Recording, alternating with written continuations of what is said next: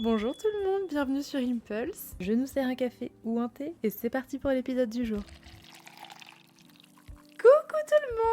Bienvenue dans ce nouvel épisode d'Impulse. Je suis tellement excitée de vous retrouver aujourd'hui. Comme d'habitude, vous me direz, mais aujourd'hui j'ai l'impression que je vais vous faire mon épisode préféré de tous les temps, puisqu'on va faire ma wishlist de Noël. La semaine dernière, si vous m'avez écouté, vous vous souvenez qu'on a littéralement glissé ensemble dans la magie de Noël, dans la neige de Noël. Je vous avais donné toutes mes petites astuces, mes routines, mes rituels ultra simples pour créer une ambiance de Noël chez vous. Vous-même vous mettre dans un mood très douillet et commencer à faire monter la magie et l'attente des fêtes. Si vous ne l'avez pas encore écouté, je vous invite vraiment à le faire juste après celui-ci puisqu'il est plein de bonnes vibes, de self-care, de petites idées à saupoudrer comme ça sur votre quotidien comme d'habitude. En tout cas, ça y est, on est le 4 décembre. Si vous écoutez ça en même temps que ça sort, ça me fait tellement plaisir puisque je vois qu'on est beaucoup à être entrés à fond dans cette vibe douce, festive et très cosy des fêtes de fin d'année. Vous savez que c'est un épisode qui a été préenregistré puisque là on est une semaine avant mon départ à Vienne. Donc quand vous écouterez ça, je serai dans la magie des fêtes, mais alors plus,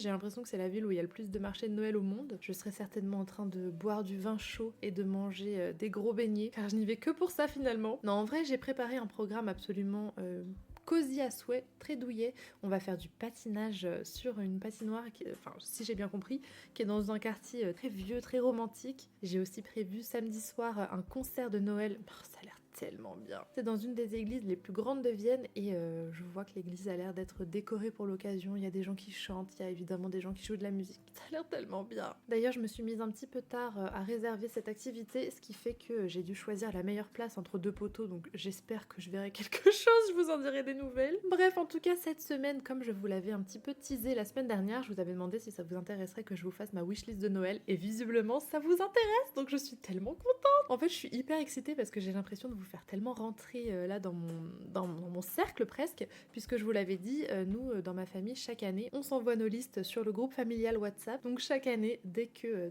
novembre, décembre pointe le bout de leur nez, on s'échange nos petites listes et c'est comme un petit cérémonial. Enfin, vraiment, moi, j'adore voir les listes de tout le monde.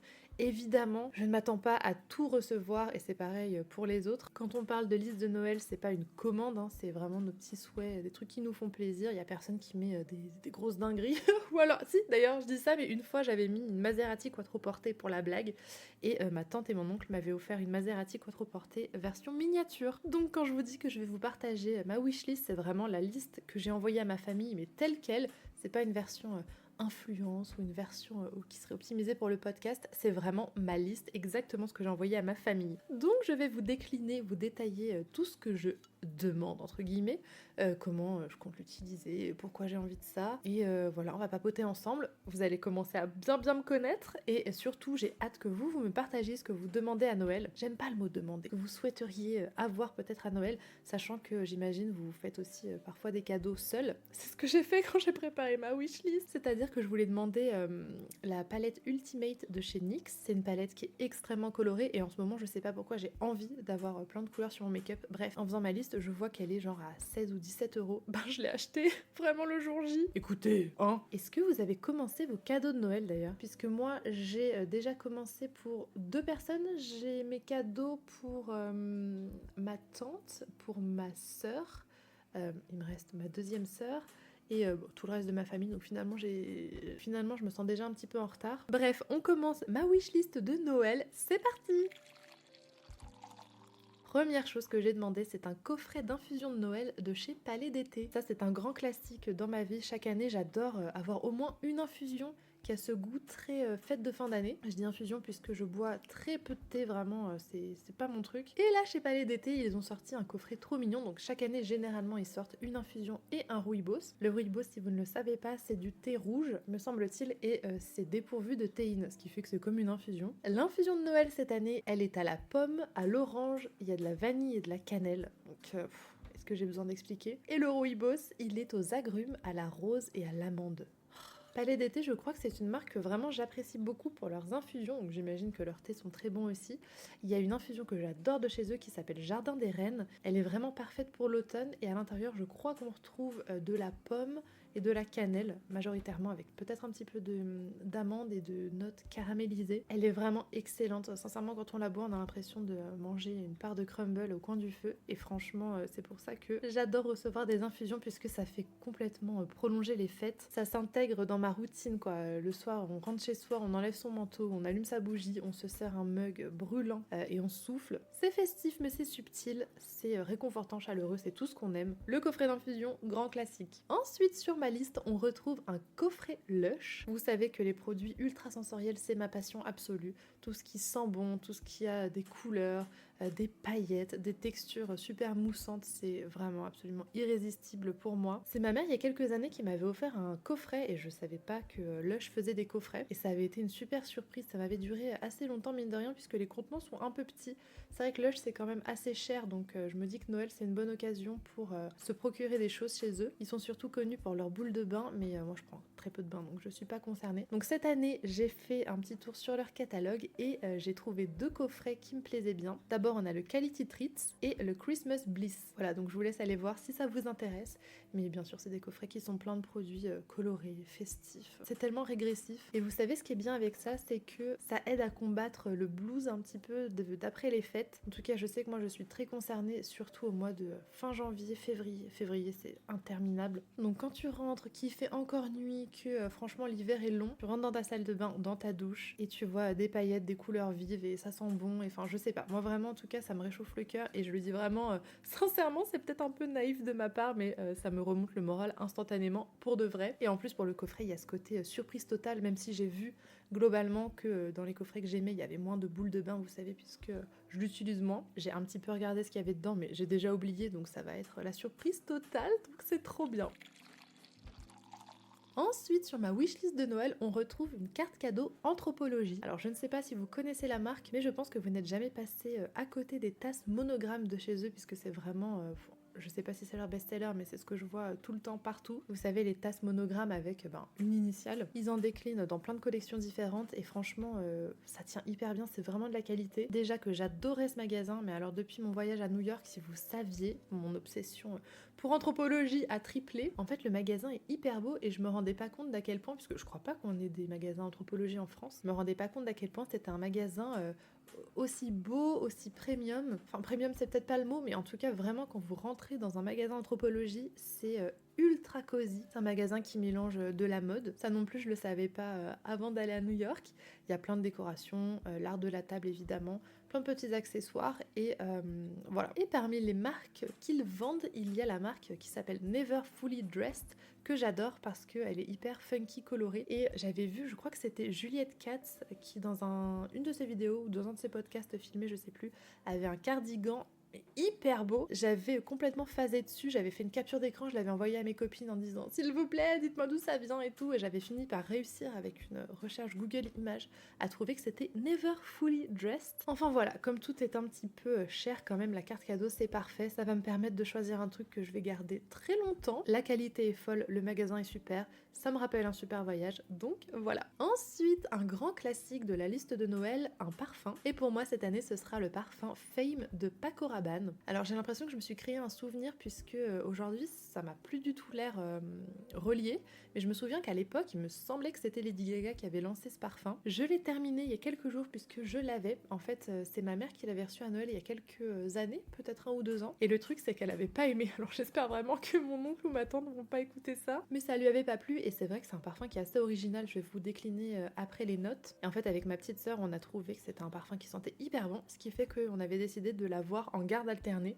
Et donc il y a quelques jours on l'a terminé. Alors je vous le disais, je trouve que c'est une senteur assez originale. Sur le papier on vous dit que ça sent le jasmin, mais sincèrement je ne sens pas le jasmin.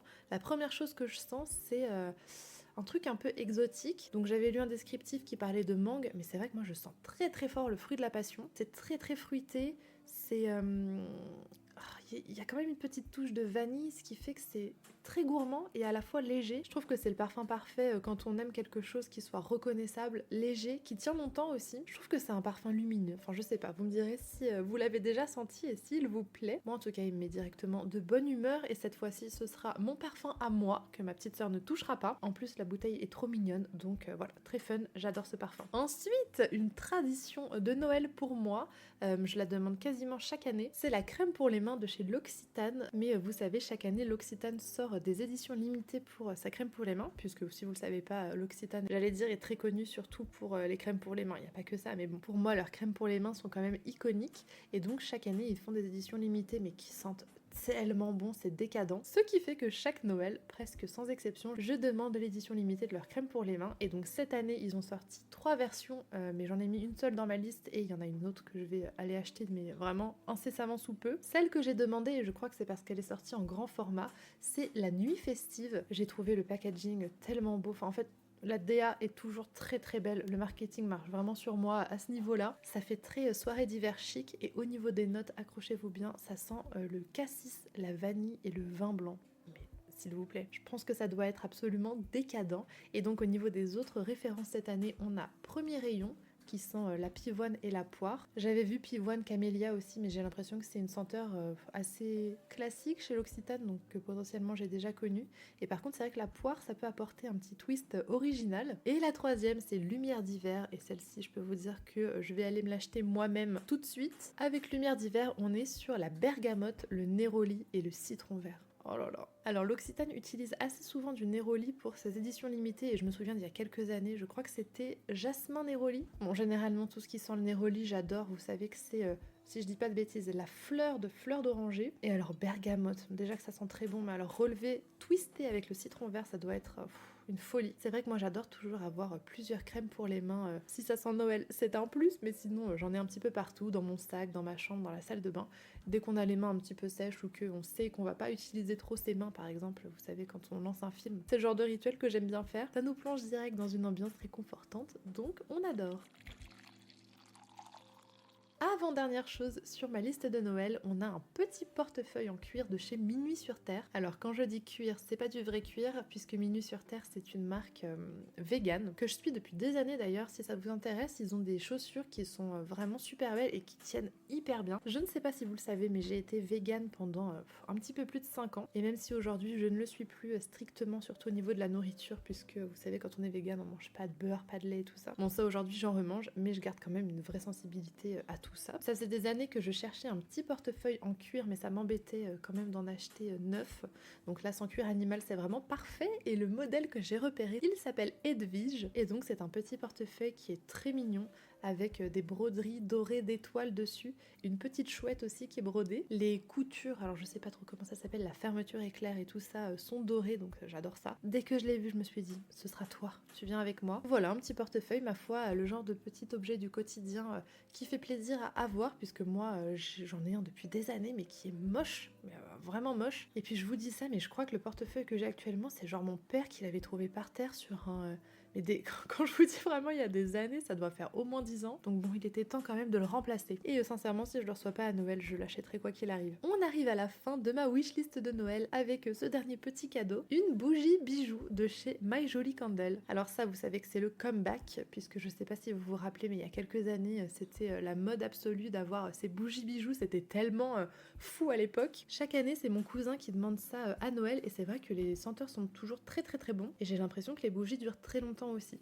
Donc cette année, je me suis laissée reséduire. J'ai trouvé que leur collection de Noël était vraiment magnifique. Leur DA est tellement belle. Encore une fois, le marketing comme ça de Noël, je tombe la tête la première dedans. Je sais pas si vous l'avez vu passer, mais vous avez 3 déclinaisons, je crois, cette année. J'ai peur de dire une bêtise, mais il me semble qu'il y en a une qui est plutôt autour du biscuit pain d'épices. Et la DA autour de cette bougie, c'est très petit biscuit, vous savez, dans Shrek. le petit personnage, ben c'est exactement ça. Je crois qu'on en a une deuxième couleur sapin, vert sapin qui sent le sapin. Et celle que j'ai demandée, c'est la senteur pomme d'amour. J'ai trouvé les visuels tellement beaux, tellement rouges, tellement festifs, tellement gourmands. Donc voilà, une bougie bijou à la pomme d'amour avec à l'intérieur un petit bracelet doré. C'est cool puisque les bougies, je suis fanatique. Et les bijoux dorés, bon, écoutez, ça fait toujours plaisir. On termine cet épisode avec des idées de cadeaux gratuits ou très peu chers. Je sais pas, j'avais envie de vous faire une petite liste comme ça, sachant qu'on est le 4 décembre si vous écoutez ça à l'heure où ça sort, ce qui fait que vous avez encore largement le temps d'anticiper tous ces petits cadeaux. Là, j'ai fait tout un listing de petites choses qui me feraient plaisir, mais voilà, c'est une wishlist, encore une fois, je ne m'attends pas à tout recevoir et on n'a pas envie que Noël c'est juste commercial et c'est juste l'occasion de recevoir des trucs chers. Donc mes petites idées de cadeaux gratuits ou très accessibles. Alors la première idée que j'ai eue, écoutez, c'est parce que j'ai fait le calendrier de l'Avent de mon copain il y a quelques jours. Je me suis dit que ce serait une super idée d'offrir un calendrier de l'après. Pourquoi pas prendre, vous savez, 7 petites enveloppes et à l'intérieur vous pouvez mettre des petits mots, des petits bons aussi, vous savez, moi j'avais vu ça surtout pour la Saint-Valentin, mais vous pouvez faire un bon pour un massage, bon pour une sortie au ciné, bon pour un brunch que je prépare. Ça, je trouve que c'est cool, mignon, très attentionné et très personnalisé. Un petit peu dans le même genre, vous pouvez faire une jarre de souvenirs. Vous écrivez je sais pas, une vingtaine, une trentaine de souvenirs que vous avez avec la personne. Vous mettez ça dans une petite boîte que vous customisez joliment. Vous pouvez aussi offrir, et ça coûte pas très cher il me semble, vous savez, des photos imprimées, donc soit un album photo, soit des petits magnettes. Moi j'en ai beaucoup fait, je sais quand j'ai un petit cadeau à faire, je fais des magnettes pour le frigo, ou bon, d'autres photos, pas forcément magnettes. C'est toujours trop bien de se remémorer des souvenirs en commun. Après vous pouvez évidemment peindre une aquarelle, une gouache, et vous pouvez encadrer votre création avec une petite citation à l'arrière, vous signez, ça c'est toujours quand même très mignon. Vous pouvez faire, si vous aimez passer en cuisine, des mendiants de Noël, mais j'allais dire personnalisés, en tout cas vous pouvez les customiser. Donc vous faites fondre du chocolat noir, chocolat blanc, chocolat au lait. Vous faites fondre ça et vous pouvez mettre des petites framboises, des petits éclats de pistache, de praliné aussi. Une fois que c'est séché, vous cassez tout et vous mettez ça dans de jolis petits sachets. De la même façon, vous pouvez faire des biscuits de Noël. Vous pouvez aussi offrir, je vous avais raconté qu'une collègue m'avait offert ça et que ça avait terminé en omelette, mais dans une petite jarre de quoi faire des cookies.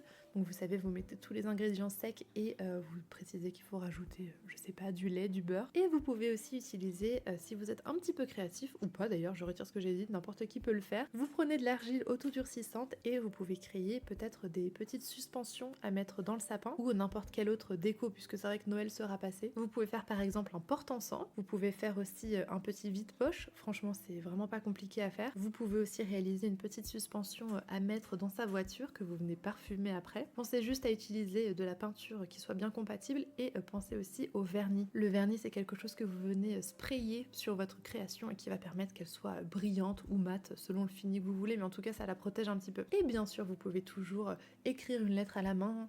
Vous pouvez imaginer une playlist ultra personnalisée pour la personne en question. Vraiment, il n'y a pas de honte à avoir à ne pas avoir d'argent à Noël pour offrir des cadeaux aux autres. La roue tourne, peut-être que vous aurez un petit peu plus de moyens l'année prochaine pour faire de plus grands cadeaux si ça vous tient à cœur, mais encore une fois, qu'est-ce qu'on s'en fiche? Je sais qu'il y a certaines familles aussi au sein desquelles les gens s'offrent un seul cadeau, pourquoi pas? Ça enlève peut-être une certaine forme de pression. En tout cas, je vous laisse ici mes petits flocons de neige sucrés. C'était ma vraie wishlist de Noël. J'espère que ça vous aura donné plein d'idées, que ça vous aura mis encore plus dans un mood cosy, joyeux. Comme d'habitude, racontez-moi ce que vous avez mis dans vos wishlists, que vous offrez à Noël. Est-ce que vous avez déjà fait vos cadeaux de Noël? Est-ce que vous, dans votre famille, on offre plutôt plein de cadeaux ou est-ce qu'on s'offre un seul cadeau? Est-ce que vous faites peut-être un Secret Santa chaque année? Racontez-moi tout, racontez-moi votre rapport à Noël. Comme d'habitude, je suis hyper curieuse et hyper pressée d'avoir vos retours. Je vous embrasse très très fort, je vous envoie plein de douceur et je vous dis à la semaine prochaine pour un nouvel épisode. Ciao! Merci d'avoir écouté cet épisode. S'il vous a plu et que vous avez envie d'en discuter avec moi, n'hésitez pas à m'envoyer un message sur Instagram @StephenDuarte de Freitas. Je suis toujours trop contente d'avoir vos retours. Abonnez-vous au podcast pour ne rien manquer des prochains épisodes et laissez un commentaire ou 5 étoiles sur votre plateforme d'écoute, ça m'aide toujours énormément. À la semaine prochaine!